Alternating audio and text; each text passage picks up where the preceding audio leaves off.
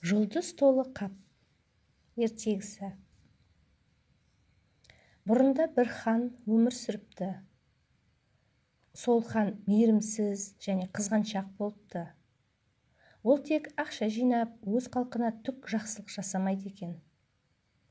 Бір күні хан базарды аралап жүріп, керемет кілемді көріп қалады. Бұл кілем қанша тұрады екен деп сатушыдан сұрайды. 10 000 теңге дейді ол. Сұмдық, бұл не деген қымбат кілем деп хан өз ақшасын қимай кілемді алмай қояды. Тағы келе жатып хан құмыра сатып тұрған адамды көреді. Құмыраны неше теңгеге сатасың? 5 000 теңге дейді құмырашы. Бұл да хан үшін қымбат көрініп, ол түк те алмай қояды. Сосын хан өз сарайына келіп көп ойланады. Мен осы ханмын ба, жоқ па?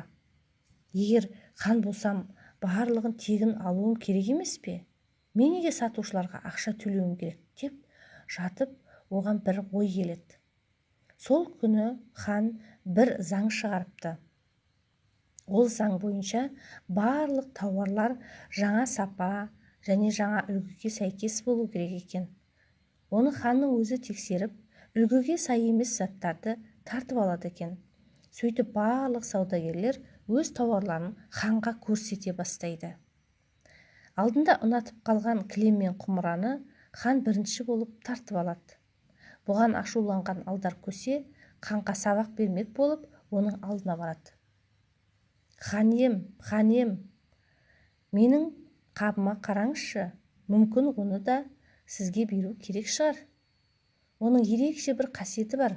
Ол қандай қасиет? Оның ішіне кірсеңіз, аспандағы жұлдыздарды көре аласыз. Бұны тексеру керек деп хан қаптың ішіне кіріп кетеді. Сонда алдар қаптың аузын байлап, бір таяқ алып, сатушылармен бірге ханды ұра бастайды. Көптің ұрғанына шыдай алмай хан өзін босатуды сұрайды. Адамдар оның айтқанына көніп, қапты ашып жібереді. Істегеніне өкінген хан тауарлардың бәрін қайтарып береді. Сосын ол алдар көсені іздей бастайды. Бірақ оның қайда кеткенін ешкім айтпай қояды.